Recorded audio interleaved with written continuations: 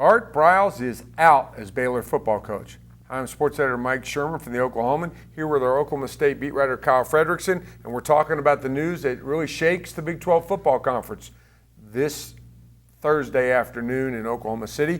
Right down the street, Kyle, the Big 12 baseball is having its tournament, and Bob Bowlesby, the conference commissioner, was in town to talk about it.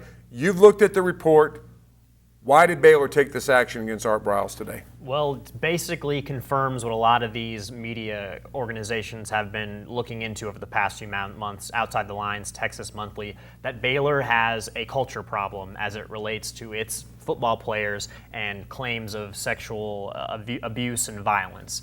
This was a situation where we know about the cases with Sean Oken, Tevin Elliott, Sam Ukwachu, situations where Baylor players were accused and sometimes even convicted on sexual crimes, and the football program didn't do enough to report these things to the authorities. Basically, Baylor coaches and staff members even went to the length of meeting with these victims personally, and instead of taking their stories to the police, reporting them to the administration as they're required to do by Title IX, they handled them internally and sometimes even pressured the victims to not say anything to kind of keep the machine rolling and to try to keep winning football games and kind of develop that culture of really the program over the person. And in doing that, really had an effect on the entire campus, creating an unsafe environment. So there's a lot of different layers to the situation, but in whole, this was a situation where Art Briles knew what was going on and basically didn't do anything to stop it. And Art Briles has been disciplined more harshly than anyone else. He's fired or suspended with the intent to fire him. Right.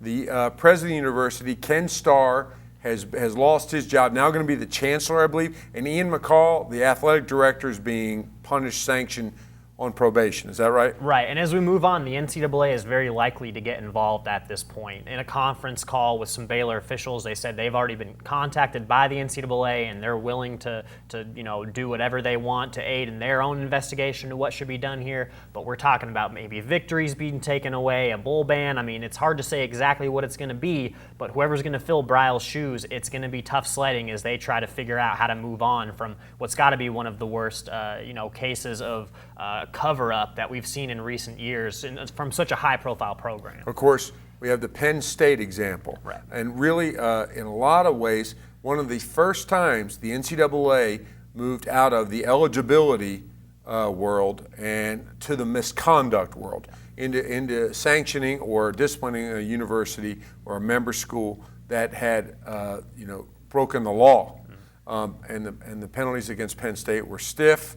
Of course, the school fired Joe Paterno over the Jerry Sandusky child molestation, but Penn State still suffering some of the consequences of that NCAA. So that's sort of the precedent. The impact, however, this time it's about sexual assault, and this is something that college campuses are dealing with across the country. We've seen Florida State deal with this in a not so good way. Jameis Winston's season, his career finished at Florida State, even despite some allegations that Florida State officials weren't very diligent about looking into that. Contrasting that, of course, Kyle, was the University of Oklahoma and Frank Shannon, which went all the way to the state Supreme Court for the right to suspend a linebacker over a Title IX investigation involving a sexual assault. So all this is in the air, and what we're dealing with is federal law. Right. And that's Title IX. One thing about that, explain that for us again. That's not just about scholarships for female athletes. Yeah, I mean, this is about the entire campus. This is if you are a university and you receive a claim of sexual violence, it must be reported to the proper authorities in a certain way to make it public to the university and to the surrounding communities that's saying, hey, this was an accusation that was made on your campus. It allows people to be aware of potential predators on campus. And it's crazy to think that all this comes out, and from 2008 to 2011, Baylor as an institution didn't report a single case of sexual violence on their campus. And clearly, when we look at the timeline of some of these players' accusation and when some of this has taken place, a lot of those accusations that never made it to light were handled internally by the football program. I think that's why we're seeing Ken Starr being demoted from his job, because while this is possibly isolated to the football program, it's certainly a campus-wide problem for Baylor. An important distinction to make too, though Baylor is a private school, it does receive federal funding, and anytime you receive any kind of federal funding, you're responsible to follow the federal law. Title IX allegations they broke the federal law, which could have far-reaching consequences, again, not just on the football program, but on the university. What's interesting about this, of course, I referenced that Bob Bowlesby was in town. We have a clip of Bob Bowlesby talking about the news of Art Briles getting fired at Baylor. Let's take a look at that. Do you feel that this is the only thing that Baylor University should have done and could have done was to fire Art Briles? I don't have any vantage point on that because I don't have any. I don't have access to all the information. It would be presumptuous of me to make any sort of statement like that because I haven't seen what the board saw and what the university leadership saw. So you don't believe that the conference should have a hand in obviously Baylor's investigation and what it hands down as far as punishment? Well, we should have a hand in anything that that intersects with athletics, and to the extent that there were athletes involved in this, we're certainly interested in it. But to say that, I don't think you could find anything in our bylaws that would say the conference has any regulatory province or has any particular imperative on this. Are we concerned about it? Yeah, we're concerned about it because we're concerned for the welfare of students in general and particularly in this case students on the Baylor campus. But beyond that, we're here to manage athletics contests, and that's as far as our involvement should go. Of course, Kyle, what else Bowlesby went on to talk about is Baylor's position in the conference as far as advisory in a very important role right now, and that's looking at conference expansion. Is that impacted by this? Well, Bowlesby would say, just today, it's such a quick, knee-jerk reaction. Right now, he doesn't know whether or not this is going to affect Ken Starr's position as an advisor on that expansion committee, him being one of 3 presidents. But you've got to think that when you're talking about making these kinds of huge decisions for the conference moving forward, you don't want a guy making a decision who's just been ousted because of a huge controversy like this. And that kind of brings us to this idea of expansion. What does this do to the Big 12 for its reputation, for the schools who might want to join? When one of your very top programs has this type of instability, it's just, you wonder what the domino effect is going to be moving forward. It's a very interesting point, Kyle, that I hadn't thought about is, do I want to join a conference with a high-profile program that would conduct itself like this? Hadn't really considered that. Had also thought, though, that the idea of expansion right now and seems trivial in response to what's going on. This is not a problem unique to Baylor. It is a problem apparently unique in how Baylor handled it. Right.